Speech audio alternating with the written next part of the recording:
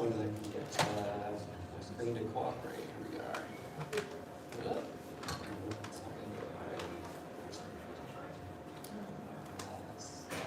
Okay. Here we are. Okay. So first up, today we're going to be releasing a tool called SonicCrack, and this is the culmination of the research we're going to walk you through later. But essentially, we have a command line tool that all you need to do is feed into it any NSV image for VMware, and it will go in and it will extract the keys from that image, it will extract the encrypted firmware, it will crack the firmware, and it will dump out root FS volume so that you can mount it and do the root file system. And just so you know that you're actually in the file system that's running on the appliance itself, you can do a search and see the SonicOSX binary, which is like the monolithic binary that runs most of the firewall functions. So this is what you're going to get. This is online, and we'll have the link for you at the end, but how it does the magic is what we're going to explain to you. The other demo that I have for you today goes to what can you actually do with this? You know, why do we do this type of research? And it enables things like this. A couple of weeks ago, Sonicwall dropped an advisory. It was critical. It affected the SSL VPN component of their firewalls, and it was an auth bypass. You know, it's so beautiful. Because we had done the research to be able to decrypt the firmware, as soon as the advisory dropped, we were able to jump in, download the vulnerable and patched firmware, extract them, decrypt them, pull out the binaries that mattered, and jump right into doing patch stuff. And we were able to write an exploit very rapidly. When a lot of other people hadn't even gotten past the first step yet with decrypting. And so what you're going to see here is on the left, there's a client using NetExtender to sign into the SSL VPN. And on the right, we're going to run our exploit, which is essentially sending a payload to the SSL VPN endpoint, and it's causing the server to dump out the session ID from that connected user. And once they have the session ID, they can bypass all the other authentication mechanisms, including MFA, figure out the username for the account, get all of their private routes, dump a configuration so they could take over the session if they wanted to. And you can repeat this attack as many times as you want. You know, whoever's connected, you can hijack their session as well. It doesn't have any adverse impact until you actually take over somebody's session. So this is what we were able to do with it. I'm going to pass it back to Caleb to give you some background info now.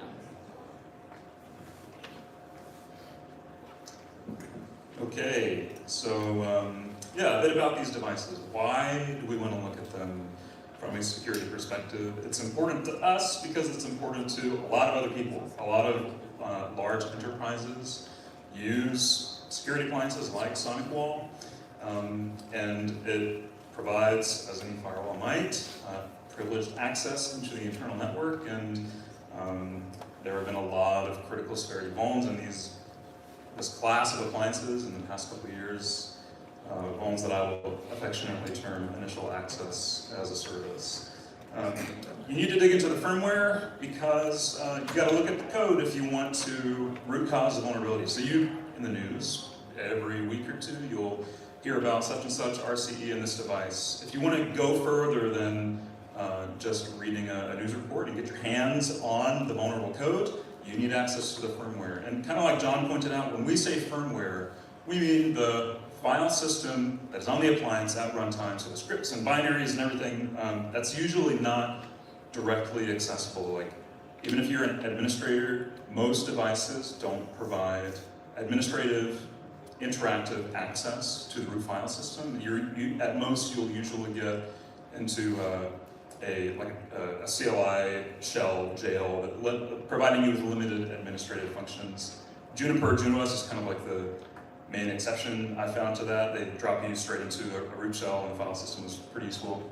So you can reverse vulnerabilities. You can also build detailed fingerprints so that you can, without interactive access, you can send a simple request to a remote device exposed on the internet, and based on various little innocuous details that change from version to version, you can infer this device is running version 1.2.3 and that's vulnerable to whatever CVE. It's a technique we've used to great effect over the past couple of years. It kind of takes some inspiration from POF by Elcantuf. I haven't said that name out loud before, so I think I'm saying it right, I don't know.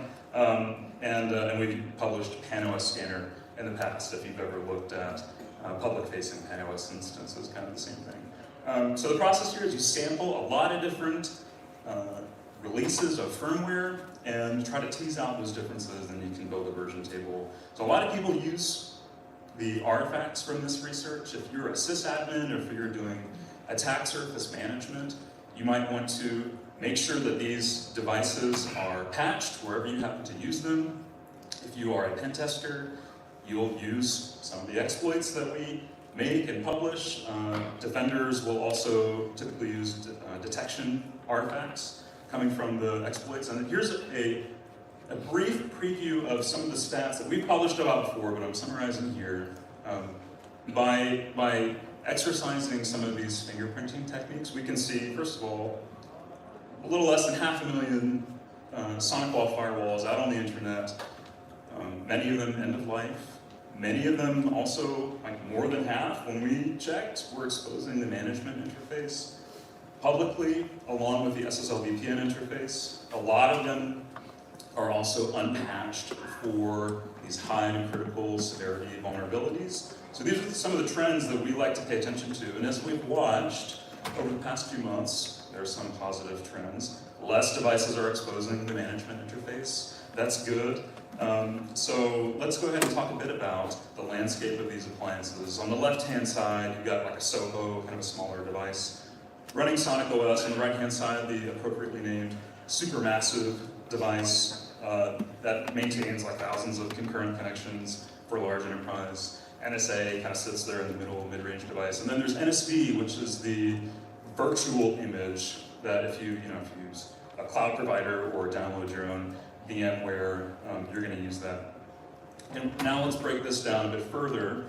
On the top, I've got the different appliances that I mentioned, and on the left-hand side, you have the different major releases of SonicOS. And where they intersect, you see that the firmware is shipped in different formats. So you have the SIG format, which is a monolithic binary. It's encrypted. There's no key embedded in it. So the only way typically to decrypt it is you deploy that encrypted firmware to a hardware device, and the hardware has a key built in that's going to decrypt the firmware. There's SWI that has key material embedded in it, and then the VM formats inside of those, they might use a variety of, they might use LUX or SIG, like we just mentioned. There have been a variety of attempts at decrypting these different packages of firmware. A couple years ago, Katampa, as a security researcher, and Praetorian, they cracked the LUX encryption that was being used in some of the VM images. Later on, last year at BishopFox, we cracked the SWI format. We wrote about that at the blog post link there below. We also cracked the SIG format that's being used in the, if you look at the left-hand side, you see there's an X after SonicOS for some of the most recent versions. And in those VM images, they started using not LUX, but SIG. So that's the target of today's research we're going to talk about. And then Katampa, again, mentioned before, cracked the SIG format for a lot of the hardware appliances. So if you look across the whole landscape, the vast majority of firmware releases are accessible for good faith vulnerability research. And the remaining ones, if you can get your hands on a key, then the technique is out there, so you can get access to it as well. So with that backdrop, John is going to do a deep dive on how we cracked this particular SIG format. So John, take it away. So yeah, this is your fair warning. This is going to go deep, and it's going to get a little convoluted. I'm going to try and signpost for you along the way. So just, if it gets in over your head, don't worry about it. Pick up what you can, and I'll try to bring it all back together for you by the end, okay? So, first step in reverse engineering firmware, of course, is always acquiring it. Unfortunately, Sonicwall makes this relatively easy. You can sign up for an account and get into their support center. You can sign up for a free trial of Sonicwall, and that allows you to download the NSV images.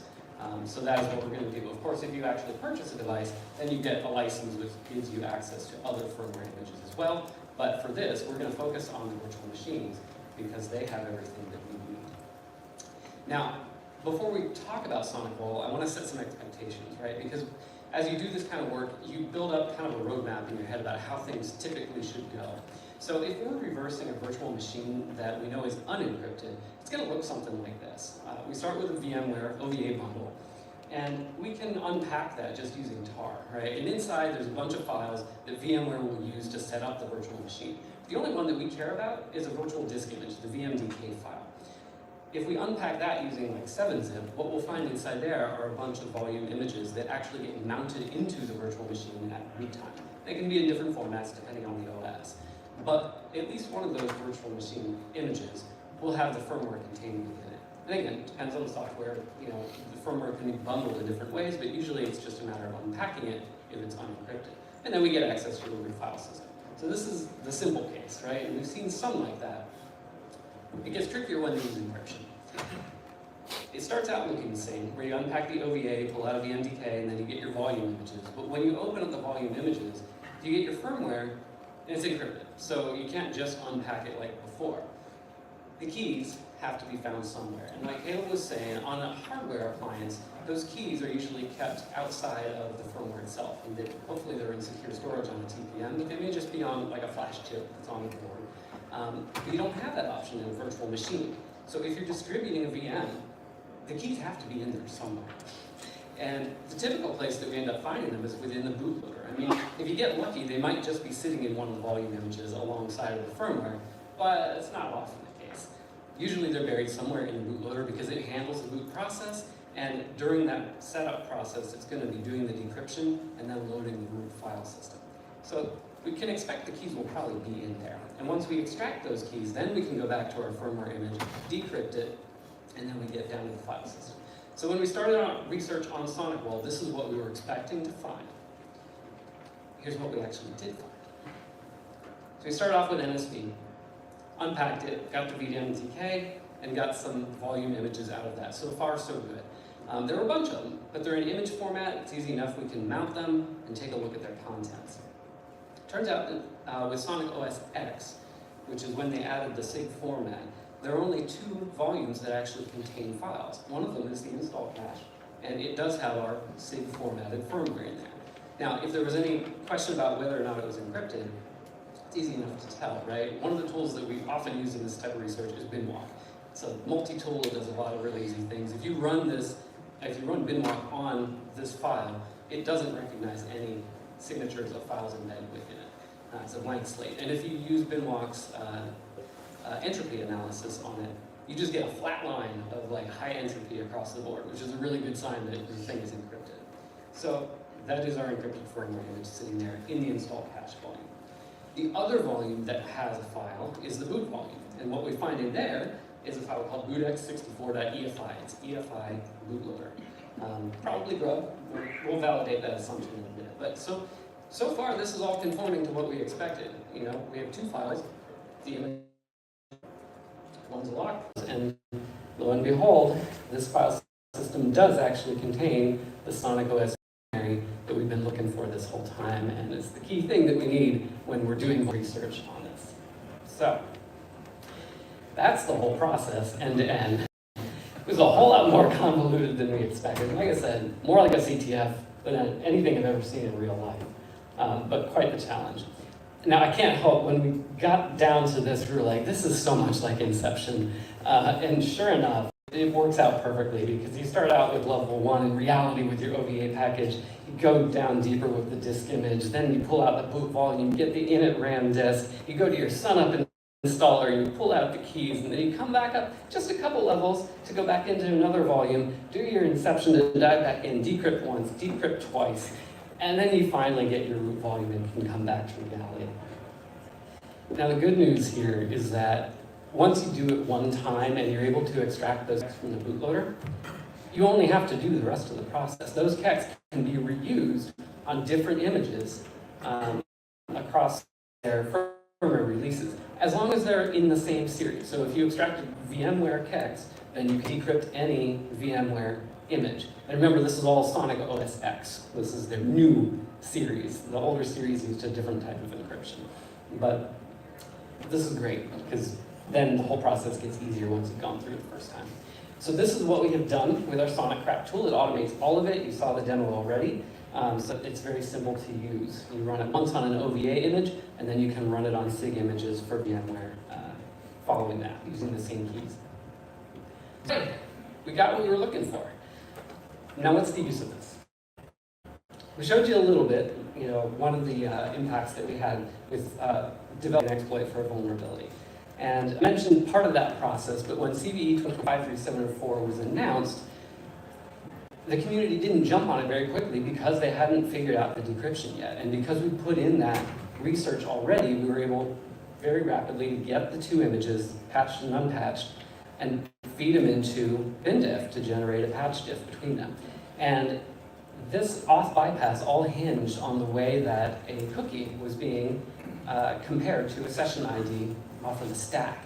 And in the patch diff here, you can see the vulnerable function and what was actually going on. With the patch, it was very clear that they had changed the logic of the loops. The way that they were comparing the strings was changing, and there were some sub-functions were removed. So this was a pretty clear indication once we found it that we found the patch. And that, of course, allowed us to identify the exploit and write up a tool that allowed us to hijack sessions. So the other thing, which I'm happy to share with y'all here, is that it also led us to finding a 0-day while we were doing the analysis. Now we're not releasing full detail yet because we are currently in the responsible disclosure process with Sonicwall, but I can show you a brief demo. What you're seeing here is on the bottom half of the screen, it's a running it's the terminal console for a firewall running the latest version of SonicOSX. 7.1.3 is still the most current version you can get. And up top is a terminal shell where we're going to run a POC. And all this is doing is sending a payload to an exposed endpoint on the SSL VPN server. And if there is any active SSL VPN connection, it very rapidly just segfaults and dies. So this is a DOS. There's no potential here for RCE, but it's a very simple way to keep your SSL VPN offline because you can just keep slamming it with this over and over. And as soon as anybody connects, the whole server goes down and the watchdog will reboot the device. So we'll be releasing details on this on April 24th. So come back and check our blog for that. So with that, I'm going to give it back to Caleb. Okay, so John just addressed that auth bypass vulnerability that required, beyond even the cracking of the firmware, which is its own undertaking, reversing that vulnerability took a couple days, like a lot of analysis, and the thing we always like to ask is, could we have found the root cause of that vulnerability automatically, or as automatically as possible? And as for any patch diff, this is essentially a needle in the haystack problem. Needle is just the advisory text. So there were two for this vulnerability from two different places. And the haystack is all of the changed functions in the patch diff. And typically for a hotfix that is just specifically fixing a vulnerability, maybe you'll see 10 changed functions, 20, 30, this had 1,600. So it's pretty difficult to just jump right in and try to make sense of what's going on, especially because this binary is stripped, so you don't have symbols available to kind of guide your understanding about the nature of each of these functions. So let's use some CS concepts, and if we think about find the bug as a hard problem, maybe we can reduce this problem to something less complex. Reduce it to a problem that we already are pretty good at solving. So let's turn this instead into a rank and find the most relevant document. And what I mean here is, so we had over 1,000 changed functions, stripped binary. Let's take each of those functions, run through binary ninja to extract the decompiled outputs, which is kind of like a pseudocode form of what that function is doing. Get all the string references, get the incoming and outgoing function calls, and then we can pass that to a large language model to summarize what each of the functions are doing And what you get is kind of what you see on the right-hand side. That is, you get a very brief explanation of what that function in isolation seems to be doing, and a recommended renamed function name, since again, this binary is stripped. And then we also connect those changed functions together. So imagine, in the context of a single patch, you have a bunch of changed functions, and say function A that was changed in the patch calls function B, calls function C, and when you have that transitive relationship, we'll just connect them all together as a call chain. So we can take our analysis one layer higher, and not just examine each function in isolation, but examine clusters of changes. And then we can pass that to a ranking tool called rank. We released this a couple weeks ago at Bishop Box, and this is a general purpose ranking tool that allows you to take a list, a big list of documents or whatever, it doesn't matter, and essentially harness a large language and use it as a comparator. So you can say, most basically, if it were a pairwise comparison, if you have doc A and doc B, which of them seems most relevant to whatever this query is? And in this case, it's just the verbatim text from the advisory. That talks a bit about SSL VPN, bypassing authentication, something about base64 encoded session cookies. So not a whole lot of information to go on. And we pass all 1,400 of our summarized call chains over and over through this function. It takes about 5 minutes. It's very simple to call on the command line, like I'm showing here. And here are the top 5 summarized call chains that we get back from that ranking algorithm. And if we look a bit closer, it kind of sounds right. The summary of these call chains is talking about VPN, authentication, SSL VPN. Seems like we're in the right spot, but if we look even closer, we find that the top ranked item is actually the changed function that we care about. It's the one responsible for fixing this vulnerability. And so, I mean, this takes, I don't know, conservatively hours, like full day, maybe 2 of analysis. And yeah, 5 minutes, 30 cents. It kind of blew my mind. And I didn't just run this once, by the way. Running it over and over, it lands in the top 3 consistently, if not the top item, out of 1,400 candidates. But we can do better.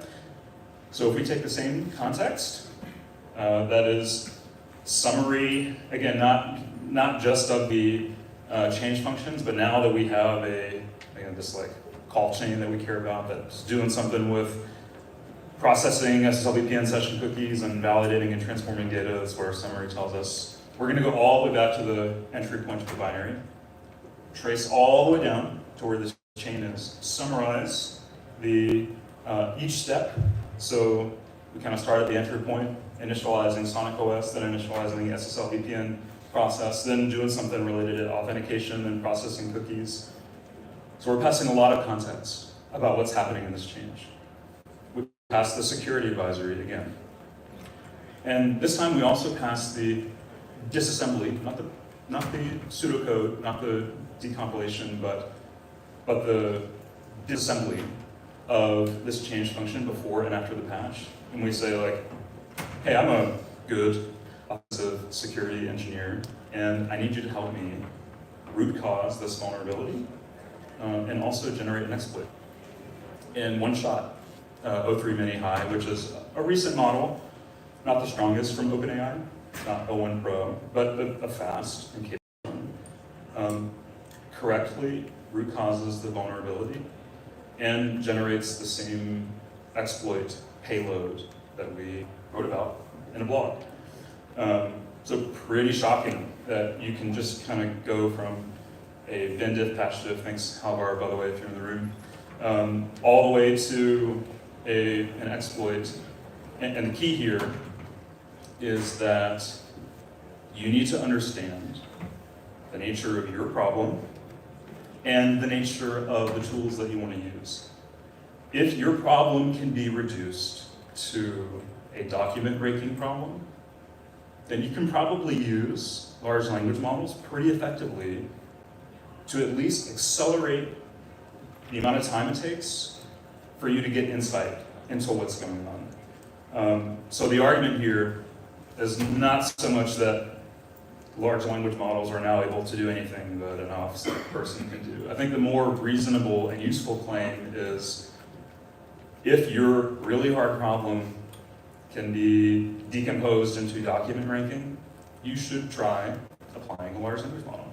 I think a lot of security problems probably can be decomposed, reduced to document ranking. You can think of run semgrep on an open source project. You get a bunch of potential, maybe you get some true positives, false positives, but you want to rank some that are relevant to this particular vuln class that you care about. Or you are a bug bounty hunter and you have a bunch of potential issues and you want to rank them in terms of potential business impact based on the understanding of the application and the sensitive nature of whatever the vuln is. It's all about accelerating time to insight. There are some ways that we can improve on this approach. In this case, it's still kind of involved, like us eyeballing it and saying, yeah, it looks like it hit the right call chain and it looks like it correctly root caused the vulnerability. But if you have a live instance of the running application, you could have a verifiable process where maybe you could actually apply and send the payload and see if it triggers the vulnerability that it believes is there. There are lots of other things you can do, embedding product documentation for more context. I've said that word a lot and it's quite important. I think if a large or medium or small language model isn't working effectively, you should, for your problem, you should consider, have you decomposed it enough and are you providing all the context that you can? So let's look at some closing thoughts here. There are probably reasons for encrypting firmware, but preventing attackers from finding vulnerabilities is not one of those reasons. We have seen the phrase exploited in the wild as a tagline on a lot of security advisories in the past couple of years, and it seems reasonable to say that that might be because a well-resourced malicious attacker has an asymmetric advantage in terms of time and incentive and resource in order to invest in the overhead of just getting to the point where you can analyze potentially vulnerable code. It took John 20 minutes just to talk through the process that it, well, I don't know, took a week, I don't know, it took a lot of time. And that was just so you can start looking for vulnerabilities. Your casual, good faith vuln researcher is probably not well-resourced enough to get through that overhead. And so I think the argument here is let's lower the barrier of entry just to get as many eyes as possible on critical code that a lot of people depend on. That can happen in a lot of ways. It could happen if you want to maintain this encryption scheme, that's fine. Maybe we should make a stronger pattern of private bug bounty programs where you can place people directly at looking at, say, like the SonicOSX binary, instead of having to go through the whole overhead of cracking the firmware. But in the meantime, we're releasing SonicCrack to help vuln researchers do good faith vuln research on appliances that a lot of people use. So check out SonicCrack and Rank, check out our blog for more info. Let us know if you have any questions.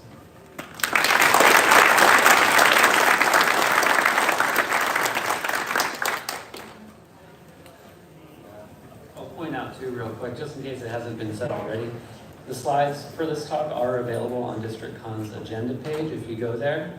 It's not just ours, a lot of the talks have slides available, so you can download and review them if you missed anything important. All right, thank you.